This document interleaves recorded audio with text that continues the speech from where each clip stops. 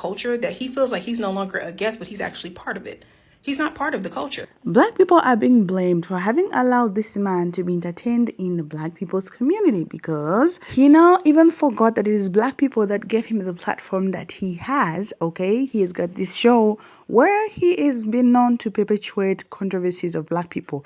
Like, he will get you talk about the things that would literally get you jailed, okay?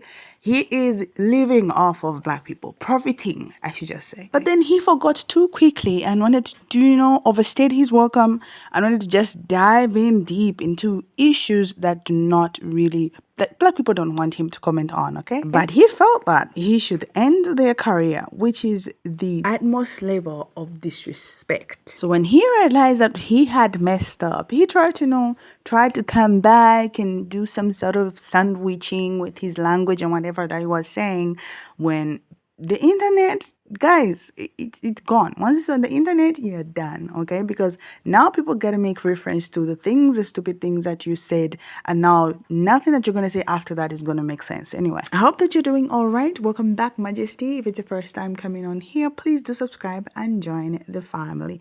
Now, regarding this issue, I have put together some videos, stitches together for you to watch, so that then we're gonna come back and have some sort of commentary and discussion about this issue. Let's roll it. In Fuck Around and Find Out news, known vulture culture and affectionately nicknamed by the black community as the Feds, DJ Vlad is trending on Twitter. Why, you may ask? Because just like any other white person who centers themselves in black spaces is weaponizing his whiteness. So after a black woman who basically told him what the black community has been telling him for a very long time, and that's to stay out of black people's business, he decides to tag her employer, Princeton University, because he feels that she's trying to tell him as a white person that he shouldn't have an opinion on hip hop. So some way, somehow, this interaction that this black woman is having with him on Twitter could possibly be the same interaction she's having with her students. So come Monday morning, he vows to contact the university. So this complaint that he has of her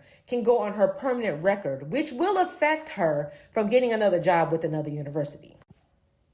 Now that's some Karen behavior. That's why I'm not a fan of inviting every white person to the cookout or allowing white people to center themselves in black spaces. Because the moment they get mad at you, they're going to show you who they really are and that they don't really care for black people. They value our money, but they don't value us. And this black woman that he's going after, Morgan Jerkins, is producer extraordinaire Rodney Jerkins' niece. And in case you don't know who Rodney Darkchild Jerkins is, he's produced plethora of songs by plethora of artists. And one of my faves was by Tony Braxton. Darkchild. And this is how you know he's so comfortable being in the position that he is within the black community. Because all he saw was a black woman that called him out, that he didn't even take the time out to notice that her last name was Jerkins. All he saw was that she worked for Princeton. She said to herself, how many Jerkins do you know? So maybe DJ Vlad should start sticking to a topic that he does know, like Ukraine.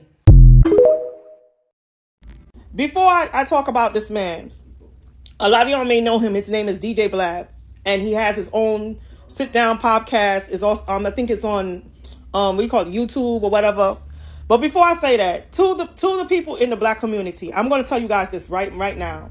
Stop giving our secrets and stop giving our main ingredients away. This is to the commentator who turned around and was telling the difference between hoodoo and voodoo. Okay, stop doing that. All right, because now a lot of them start coming and want to find out they're interested in who's voodoo and who's hoodoo and all that stuff. That's nothing for them to know. Like, if your grandmother gave you a family secret, you want to turn around and give your secret sauce? No. That is kept for generation for you to give down to your lineage. All right? Because when they have certain lineage, they don't want you to know their lineage or how their lineage got to have that lineage, if you know what I'm talking about. So stop coming on the content and talking about your culture and certain type of things, especially with things that ancestors never revealed to other people. They hand it down to their lineage, if you know what I'm talking about. Sharing your other personal stuff is fine, but not when it comes to spiritual stuff. Because sometimes loose ships sink ships, okay? Loose lips sink ships, all right? Stop doing that. Anything with that spiritual ritual or whatever, keep it to yourself. Now, moreover, This man has been profiting off of the black community. But I got to blame a lot of black people because he did not put a gun to your head to tell you to pretty much succumb. You guys got enticing that the fact that he can turn around and make you famous, or you entice about the money. A lot of times he invites people of color, and it's not people that actually did something legitimate in their past. They did something illegal and they end up going to jail for it. Okay. Either they was a street vendor, a rapper, if they were doing something illegal, or they shot somebody, or they was incarcerated for something, whether it was falsely executed or whatever the situation is, he will bring them to the show. He will invite them to the show and pay. Bootsy's always on that show. I don't care how much they pay you. Bootsy, you doing so many things. You have businesses. Why every single time? And the thing is, he's not even asking you about your business or asking what you're doing productively. He wants to know about other people's business. Okay? And to me, he's an informer. He is the feds. I don't care what anybody says. When Tasha K said it, he got mad and talked about he's going to sue her and everything. But she showed publication of something that he did when somebody else got in trouble. Okay? Journalism is one thing. TMZ is the same thing too, because just last week, they were showing the documentary of P. Diddy. Okay? Because they're trying to put him in jail similar to R. Kelly. All right? But it's so funny that Weinstein, he's going to be out because they want to overturn his charges. Okay? And they only charge him for misconduct for women. They didn't even tell him about misconduct of other people that he have done, even children, allegedly. You see, they protect their own. So we need to protect our own too. Stay focused, stay woke. Y'all need to, but the thing that pissed me off with him is, there was an incident that happened where he wanted to bring the battle between Kendrick Lamar and Drake. And to me, that's not your thing. It's a black thing. All right? Rappers have been doing battles all the time. Like, for example, Kendrick Lamar, he wasn't, pretty much, what was the last recent album that he did? So he thought coming out and having a diss track, or he probably had a personal thing with Drake. Who knows? It's because Drake comes from a community on his mother's side. So you think that it's put upon that you're going to turn around and say something about Kendrick Lamar, who is a rapper, who have received a high achievement award in rap and thing. And so what? We all know that Drake is like an imposter like Elvis Presley. Okay? So what? We know he don't write his rhymes. He just know how to finesse it. Okay? He could be using AI. We don't care. The bottom line is these are two black men. All right? And they were battling with each other. Get out the business. When he was on the Breakfast Club, well, we know Charlamagne, he's a sellout. And Envy, he just doing right now because he's on America's Most Wanted list. And then, you got Jessica the Hilarious because she's not hilarious. But at the end of the day, you got the Three Stooges sitting around. So at the time, he was at the Breakfast Club, boasting and bragging that how he had Chief Keef and had him convicted. When all the time when Chief Keef was telling on his book and things that was going on. So this is how they were making a case. And another person I can't stand really, DJ Academics. For a Jamaican, he is really Americanized. He's Jamaican, yes. And he gives Jamaican a real bad name. Because with the Young Thug with the Young Thug charges, the RICO charges they have against him, they wanted to bring DJ Academics with his videos showing step by step with the situation with Lil Wayne when they allegedly said that Young Thug and his group set up for Lil Wayne to get his bus shot up. And apparently Young Thug, what's his name? Lil Wayne was not going to attend to court. So they wanted to use DJ Academics, who's a streaming platformer. All he does is sit on his behind and just criticize people's songs and this and all kind of stuff and makes money off of bashing other people, which is people of our own. But moving on, right along. The worst thing about it is when you bring someone like this to our backyard. I keep on telling y'all, leave. They don't. Let me tell you something. I have lived around the environment of people like them, and they don't want you there. It so happened that, I come from a family, they believe in working hard, and they don't care what other people say. If they're going to pay for it, they're going to pay for it. If they're going to educate, they're going to educate. That's how they are. Okay? It's not to be boasting or thinking that they hire anybody. That's how they are, because in Jamaica, West Indies, that's how they stand. Okay? They believe in status. But moving right along, when you in their environment, the first thing they ask you, who sent you here? How you got here? They want to know the who, the what, the how, and that. And remind you the same way how they got here. And they came here like immigrants, just like how my family came from immigrants. But they don't want to see us move up. Okay? But y'all, so when you reach up there, it's like y'all don't know how to act. Okay? Be mindful of where you came from. And not every time you must bring them to your backyard. Certain people you don't bring to your backyard. And I keep on telling y'all that. So anyway, Mr. Vlad decided to get upset on this black woman because she came out and said that he needs to mind his business and stay out of black folks' business. And I've been saying the same thing too. So he want to search to find where she worked and he wants to fire her. Want her fired. Being all demanding and everything, want her fired. How you gonna fire somebody when somebody gave their honest opinion? No, actually gave a valid statement for you to mind your business and leave us alone. Stop profiting off of us. And that's real talk. I know he's going to come on this app and put community guideline and say this is harassment and bullying. But come on, how many times you keep on seeing on him? And then Bootsy and the rest of them, they keep on coming there and talking foolishness and talking about other people. Now, my thing is like this. Bootsy, you shouldn't even talk because you yourself have some pending charges, okay? Then he brings Charles White, okay? Charles White is on everybody's podcast, but he be coming and bringing him because Charles White have experience because he been in jail before. Okay? And he sometimes act like an angry black man. And sometimes he be telling stuff that's truthful. But let's be real. But the only time I see him talk to people of his own is the mob. Okay? And the mob was under United States contract. Okay, division. Just like the Ku Klux Klan. And they always be protected. And guess what? All the things that the mob do, they end up getting arrested for tax evasion or some RICO something. But everything else is underneath the burden. Because guess what? America was making a profit off of them. Okay, the only thing is they don't like to pay taxes. But at the end of the day, those are the type of people that he brings. But most of us, he keeps on bringing us to the table. Some of y'all need to leave his table alone and make your own damn table and keep it moving. And that's for real. And leave that black woman alone. And don't try to take food out of her plate because somebody finally told you to shut up. Y'all have got to look at this. This man must really think that black people are stupid. This man right here, DJ Vlad, really believes that black people are stupid. After he goes after a black woman on Twitter this past weekend, a black woman who said to him, no, your opinion really isn't needed in regards to this Drake and Kendrick beef. This is a conversation that's happening amongst black people in black culture.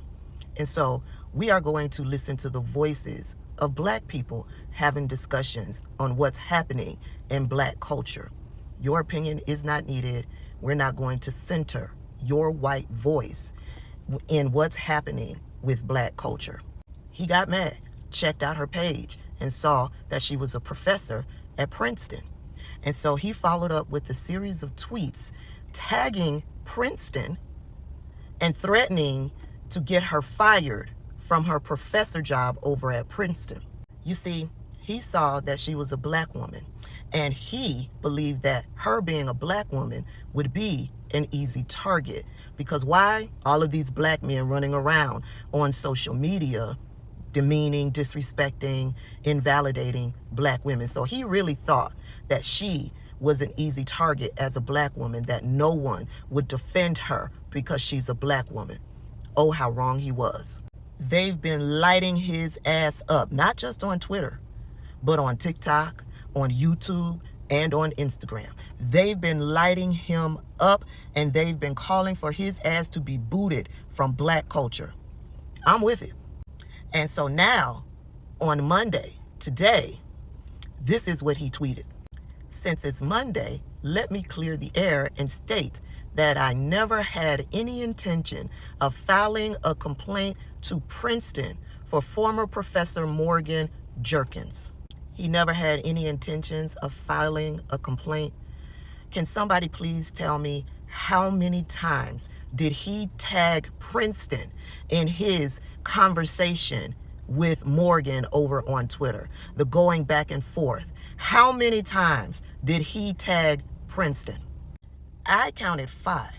As a matter of fact, every time he responded to her, he tagged Princeton. But now he's telling us that he didn't have any intentions of filing a complaint against her. He thinks black people are stupid, but let's continue. He never had any intention of filing a complaint to Princeton for former Professor Morgan Jerkins, saying that white people aren't allowed to comment on Kendrick Lamar's music. That is a lie. She did not say that. This is what she said. You are white. This is a black folk affair. That is what she initially said. And then she went on to say this. What I'm saying is that you put your opinion in a discussion that's not needed. This conversation is and should center black people, not you. That is what Morgan said. Let's keep going. Again, he says that Morgan said white people aren't allowed to comment on Kendrick Lamar's music. That is not what she said. We just established that. So he thinks he can spin the narrative and black people won't pick up on it. He goes on to say, she trolled me and I trolled back. At the end of the day, it created an interesting discussion about race relations in America. I will be discussing it further in my future interviews. What would you want to hear him say about race relations here in America based on that tweet? That is a fabrication, an illusion of his imagination. He can't even take what she did say and absorb it and regurgitate it correctly. He takes what she did say and spin it so that he doesn't look like the villain. We done. We should be done with this white supremacist who uses black culture to pad his pockets and then doesn't respect the people in the culture, specifically black women. We should be done with him. One thing I love about all the Black-centered discourse going on right now is that everything has one consistent theme, and I hope everybody's noticing. Whether we're talking about Drake and Kendrick, the black wife effect, the what's that other trend, the what do you love about black people that's going on right now, or DJ Vlad, there's one underlying theme, and that's that everybody, regardless of what community they come from, feel like they have the right to take from black people. Period. Everybody's acting that way. If you look at the social stuff right now, the black wife effect, everybody's talking about what they can gain from a black woman. I need a black wife to elevate me, to grow me up, to glow me up. What does the black woman get in return for that? Or the other trend. What I love about black people is that they hype me up as a white guy, or they allow us into their culture. They're so accepting and welcoming. Okay, but what do we get out of that? Nothing, because you're not the same with us. Or even when you talk about DJ Vlad, he's become such a voice in hip hop culture that he feels like he's no longer a guest, but he's actually part of it. He's not part of the culture. And we have to take some of the blame for that because we've allowed him to have a voice, even when we see how he moves. I've never liked that man because I've noticed how he does things. He'll have people on that show and he will know that they got stuff going on that could potentially land them in jail or get them killed. And he will still press them on those issues and try to get them to talk about it because it boosts his ratings. He doesn't give a fuck about black people. And he's very ignorant. The way that he even talks about hip hop culture doesn't show that he has any knowledge of it. And that's because as an outsider, as somebody who's not black, y'all gonna have to take this how you take it. You can only tap in so much to hip hop culture. There's certain aspects of it and certain layers that you will never reach because you don't have the depth for it. Black people are wired differently. It's our culture. We created it, so we tap into it differently. Black people have the ability to not only create AAVE and all that shit, but we can go to a different place with completely different lingo. We can hear people using their slang and we automatically understand it. Just as easy as it is for us to create it, that's how easy it is for us to break it down. Y'all don't have that ability. And then they also still have that colonizing ass mindset where he wants to police everything that we're doing. So he's always in black people's business, but he's made it his right to do that and to be there. We got to stop allowing people into the culture in that way. Now, as far as Drake goes, he's also a taker. He's a taker from hip hop culture because Drake is not hip hop culture. I'm sorry, he's not. Y'all say what you want. I'm not a hater. I have no reason to hate on somebody who's successful, but Drake feels disingenuous because he is. Drake is the only rapper I know out here who plays both ends against the middle. J. Cole is mixed just like Drake is, but J. Cole feels black and he feels like hip hop culture. Drake does not. Why? Because Drake isn't tapped into his blackness. He likes to play on his blackness when it's convenient for him, just like he plays up his whiteness when it's convenient for him. So when he did that shit with the blackface or whatever, it doesn't matter when he did it, he did it. And he thought that his black side would save him from being called out about it. Because the excuse he's going to give is, well, I'm a black man, I'm just doing it for creative reasons or an act of protest or whatever. Every self-respecting black person knows that blackface is never okay. We would never do it. As a full black person, I would never paint my face with shoe polish, even in an act of protest, because it's never necessary and it's just disrespectful. He as a black man should know that. You got somebody calling you out, basically saying that you're a pedo, and your response is to make a joke about somebody being molested. So you're basically making it seem like everything that's being said about you is true. You move funny. That's why nobody trusts you. Nobody really likes you except the other side of your fan base, which is the side he plays up to when our side ain't really rocking with him. And I mean, if you're paying attention, you notice that. But there's a direct theme and correlation between all of this stuff is that everybody feels like they can take, even him. You know, I know that he's a black man. I'm never going to strip him of his blackness, but he's not tapped into it because there's just certain things that you're doing that black people don't do.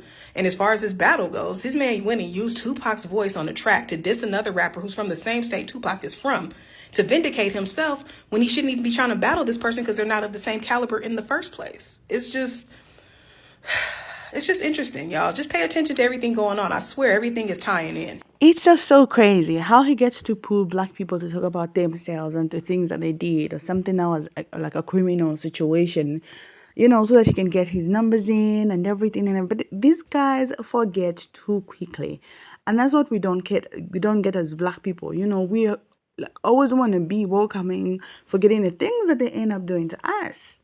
Okay, and we get these examples going on every single day. Can you imagine the energy it took? You know, just because she said, we don't want you in this business, get off of black people's business. What would drive him just out of that comment to go and, you know, look for where she works and start tagging and tagging and tagging? And then you're going to come back and say, it's not that I wanted her to get fired, you know, da da da. Why do you have to tag her workplace in the first place? And then this is it. He just wanted to use his white supremacy so that, you know, create some kind of thing that is going over a simple advice from somebody to say, please don't do this. I think you got to just step out of this. And I don't feel this is the first negative, according to him, a negative comment that he may have received whatsoever. But then he had to pick on her, okay? You're going to now take food out of the table for somebody or a type of people that have been around your table that you're fed off of. I'm wondering, the math is not mathing. He really just realized that he had messed up and don't need to come and clear the air, whatever that he's saying.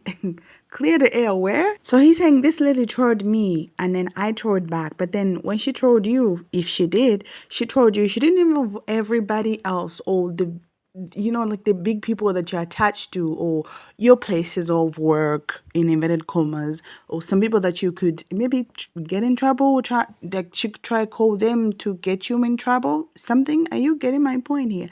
And then he says it created an interesting discussion about the art to the safe relations in America, and he is still making this thing, like he's still wanting to get the numbers off of this thing and saying he's gonna have to discuss it further in his interviews. Ain't that amazing? Y'all, let me know what y'all think about all of this. Otherwise, this is it for me. I am leaving. Black people, definitely let him just stay too long in our community and let him use our people to get even the critical things out their mouths so he could drive his numbers up and make profit, and then come turn his back and want to take one of us out of the table, like out of like food from the table. That's not right. Anyway, let me know what you think in the comment section below. Do subscribe to this channel because I'm gonna be back with more videos. I'll see you in the next one.